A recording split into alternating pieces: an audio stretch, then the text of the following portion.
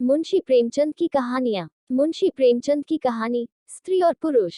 विपिन बाबू एक कवि थे जिन्हें दुनिया में सबसे ज्यादा सुंदर रचना महिलाएं ही लगती थी। इनकी कविताओं में भी सिर्फ महिलाओं के रूप, सुंदरता और यौवन की ही तारीफ हुआ करती थी। जैसे ही किसी महिला का जिक्र होता तो ये अलग और सुंदर सी कल्पना की दुनिया में चले जाते थे। इन्होंने अपने जीवन में भी एक ऐसी ही सुंदर महिला की कल्पना की थी। विपिन बाबू के मन में था कि उनकी पत्नी फूल सी कोमल, सूरज जैसी चमक, कोयल सी आवाज और सुबह की लाली से शोभित हो। अब विपिन बाबू के कॉलेज की परीक्षा भी खत्म हो गई थी। विपिन के लिए कई सारे रिश्ते आ रहे थे। एक दिन विपिन के मामा ने उसकी शादी भी तय कर दी। विपिन का मन लड़की देखने का था। उसे देखना था कि जैसी पत्नी की वो कल्पना करता है, वो वैसी है या नहीं। विपिन ने मामा से अपनी होने वाली पत्नी को देखने का निवेदन दिया, लेकिन मामा ने उसे कहा कि वो बहुत ही सुंदर है, उन्होंने उसे खुद देखा है। मामा की बातों पर भरोसा करके विपिन ने शादी के लिए हाँ कर दी। शादी का दिन भी आ गया। मंडप के पास बैठा विपिन अपनी पत्नी को देखने के लिए उतावला था। होने वाली पत्नी को उसने गहनों से सजा हुआ देखा। चेहरे पर घूंघट, हाथों और पैरों की सुंदर उंगलियां देखकर उसके मन को थोड़ी राहत मिली। दूसरे दिन विदाई के बाद जैसे ही डोली विपिन के घर पहुंची तो वो तुरंत अपनी पत्नी को देखने के लिए दौड़ा। तब उसकी पत्नी पालकी से बाहर घूंघट उठाकर देख रही थी। जैसे ही विपिन की निगाहें उस पर पड़ी उसे बहुत दुख हुआ। विपिन ने जैसी पत्नी के सपने देखे थे वो बिल्कुल भी वैसी नहीं थी। चौड़ा सा मुंह, चपटी नाक, फूले से गाल विपिन को बिल्कुल पसंद नहीं आए।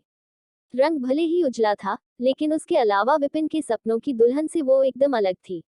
विपिन की सारी खुशी गुम हो गई। उसे मामा पर काफी गुस्सा आया, जिन्होंने लड़की की तारीफों के पुल बांधे थे। सबसे पहले उसने मामा से लड़ाई की, उसके बाद ससुराल वालों से और फिर अपने घर वालों से। विपिन के मन में हुआ कि इस महिला के साथ किस तरह से पूरा जीवन बिताऊंगा। इसके साथ पूरा जीवन मुझे कांटों भरा लगेगा। मैं सोच भी नहीं सकता कि ऐसी महिला से मेरी शादी हो गई है। मेरे क्या ख्वाब थे और क्या हो गया। भगवान को मेरे साथ ही ऐसा करना था। फिर उसके मन में हुआ कि शादी मैंने जबरदस्ती तो की नहीं थी। अब इस लड़की को क्या पता था कि पत्नी को लेकर मेरे क्या सपने थे। इसमें इसका क्या दोष है। इस सोच के बाद भी विपिन का दिल उसे स्वीकार करने को तैयार नहीं था। वो घंटों श्रृंगार करती थी, अपने बाल संवारती थी, लेकिन विपिन के मन को बिल्कुल भी नहीं भाती। विपिन हरदम उससे दूर भागता था और उसकी पत्नी पूरे भाव के साथ उसकी सेवा करना चाहती थी। होते होते विपिन घर में पल भर भी नहीं टिकता था। जब भी विपिन की पत्नी आशा उससे कुछ बात करने की कोशिश करती, वो उसे दो खरी खोटी सुना देता। विपिन रोज दोस्तों के साथ बाहर जाता और पत्नी घर में उसका इंतजार करती रह जाती। काफी दिनों के बाद जब विपिन घर खाना खाने के लिए आया, तो आशा ने कहा कि आप मेरी वजह से घर में रहना ही छोड़ देंगे क्या। विपिन ने मुंह मोड़ते हुए जवाब दिया, घर में ही तो रहता हूँ। बस आजकल नौकरी ढूंढने के लिए ज्यादा दौड़ भाग करनी पड़ रही है। आशा ने कहा, मैं खूब जानती हूँ कि आप घर में क्यों नहीं टिकते हैं। आप किसी डॉक्टर से बात करके मेरा चेहरा वैसा क्यों नहीं बना देते जैसा आप चाहते हैं। विपिन से चिढ़ते हुए कहा, क्यों तुम बेवजह फिजूल की बातें कर रही हो। तुम्हें यहाँ आने के लिए किसने कहा। उसकी पत्नी ने पूछा, जब आपको किसी चीज से परेशानी है तो उसका इलाज भी करना होगा ना। विपिन बोला, भगवान जिस काम को नहीं कर पाया उसे मैं कैसे कर दूंगा। गुस्से में आशा कहने लगी, इसके बारे में आपको सोचना चाहिए कि भगवान ने जो किया है उसके लिए मुझे सजा क्यों मिले। हर तरह की सूरत वाले लोग दुनिया में हैं, लेकिन उनके पति ऐसा व्यवहार उनसे नहीं करते। विपिन ने झल्लाते हुए जवाब दिया कि क्या मैं तुमसे कोई गलत व्यवहार करता हूँ। क्या कभी मैंने तुमसे लड़ाई की है। तुम ही मेरे सामने आकर मुझसे बहस करने लगती हो। ये सब सुनकर आशा वापस चली गई। उसे लगा कि इन्होंने मेरे प्रति अपना दिल पत्थर का बना लिया है। अब ये मेरी एक नहीं सुनेंगे। इधर विपिन का ऐसा रवैया देखते देखते आशा बीमार हो गई। वो अपनी जिंदगी से निराश थी। उधर बीमार आशा को देखने विपिन एक बार भी नहीं गया। उसके मन में था कि इसे कुछ हो जाए तो इस बार अपनी पसंद की लड़की से शादी कर लूंगा। अब तो विपिन को और भी छूट मिल गई थी। पहले कभी कभी आशा रोकती टोकती और बाहर जाने की वजह पूछ लेती, लेकिन अब विपिन पूरी तरह आजाद था। गलत आदतों में पड़कर विपिन सिर्फ अपने पैसे ही बर्बाद नहीं कर रहा था, बल्कि सेहत और चरित्र सब कुछ खो रहा था। होते होते विपिन का पूरा शरीर पीला और कमजोर पड़ने लगा।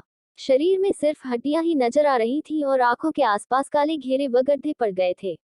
अपने चेहरे को देखकर रोज विपिन उसे संवारने की कोशिश करता, लेकिन कुछ हो नहीं पाता।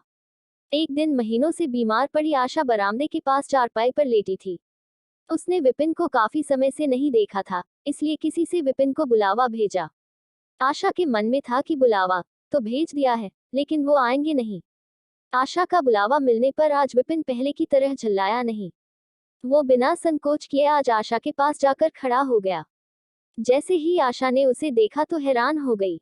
उसने पूछा, क्या आप बीमार हैं? बहुत दुबले हो गए हैं और पहचान में भी नहीं आ रहे हैं। विपिन ने कहा, जिंदा रहकर भी अब क्या करना है?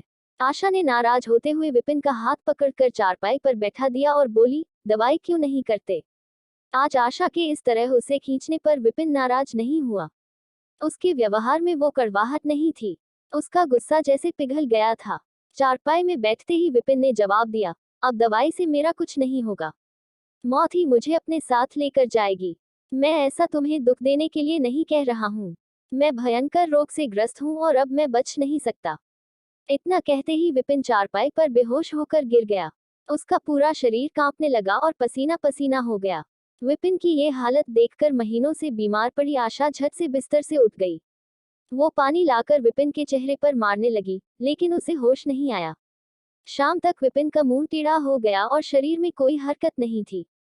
यह लकवा था, जिसकी चपेट में विपिन आ गया था। इस रोग में बीमार आशा ने विपिन की खूब सेवा की। लगातार 15 दिन तक विपिन की स्थिति नाजुक बनी रही। दिन रात एक करके आशा द्वारा की गई मेहनत रंग लाने लगी। विपिन की हालत कुछ संभली, लेकिन अभी भी आशा अपनी गोद में सुलाकर ही विपिन को दवाई पिलाती और खाना खिलाती थी। इन सब में वो अपनी तबीयत को जैसे भूल ही गई थी। शरीर बुखार से तपता था, लेकिन उसे विपिन की स्थिति के सामने खुद की सेहत कुछ भी नहीं लगती था। अब विपिन के दोनों पैरों में थोड़ी ताकत आने लगी थी। होते होते 4-5 महीने में वो अपने पैरों पर खड़ा होने लगा, लेकिन उसका मुंह टेढ़े का टेढ़ा ही रहा।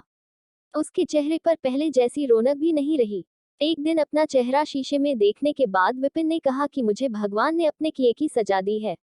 आशा, मैंने तुम्हें सुंदर नहीं माना और आज देखो मैं कितना कुरूप हो गया हूँ। अब तुम भी मेरे साथ वैसा ही व्यवहार करो जैसा मैं तुम्हारे साथ किया करता था। आशा ने हंसते हुए पति से कहा, आप मेरी आंखों से देखेंगे तो पता चलेगा कि आप में कोई अंतर नहीं आया है। आप पहले जैसे थे अब भी वैसे ही हैं। विपिन बोला, अच्छा, बंदर जैसा मुंह दिख रहा है और तुम कहती हो कोई अंतर नहीं आया है। तुम्हें मालूम है न, भगवान ने मुझे मेरी करनी की सजा दी है। सबने खूब जतन किए, लेकिन विपिन का मुंह सीधा नहीं हो पाया। पति के पैर पर खड़े के कुछ समय बाद ही आशा ने घर में पूजा रखी, क्योंकि उसने भगवान से विपिन के लिए मन्नत मांगी थी। पूरे मोहल्ले के लोग विपिन के घर में जमा थे। भजन संगीत चल रहा था। तभी आशा की एक दोस्त ने उससे पूछा, अब तो तुझे अपने पति का चेहरा देखने की इच्छा नहीं होती होगी। कैसा टेढ़ा हो गया है मुंह? गंभीर आवाज में आशा बोली, मुझे तो कुछ फर्क नजर नहीं आता है। उसकी दोस्त ने पलटकर कहा, चल झूठी, ऐसा थोड़ी होता है। बातें मत बना ज्यादा। फिर आशा कहने लगी, सच कह रही हूँ। मुझे उनकी आत्मा मिली है, जो उनके रूप से बढ़कर है और मैं हमेशा उनकी आत्मा को ही देखती हूँ। विपिन कमरे में दोस्ते के साथ बैठा था। तभी उसके एक दोस्त ने बरामदे की तरफ खुलने वाली खिड़की खोल दी। उसने विपिन से पूछा, आज तो यहाँ कई खूबसूरत लड़की हैं। बता तुझे कौन सी अच्छी लग रही है? विपिन ने कहा, खिड़की बंद कर दो और जहाँ तक रही पसंद की बात, तो मुझे वही पसंद है जिसके हाथ में फूल की थाली है।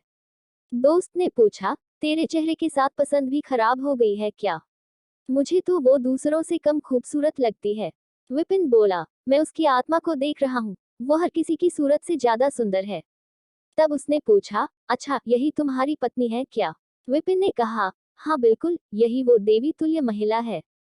कहानी से सीख, व्यक्ति की बाहरी सुंदरता नहीं, बल्कि मन की सुंदरता देखनी चाहिए। बाहरी सुंदरता कभी भी फीकी पड़ सकती है, लेकिन जिसका मन सुंदर है, वो व्यक्ति हमेशा ही सुंदर रहता है।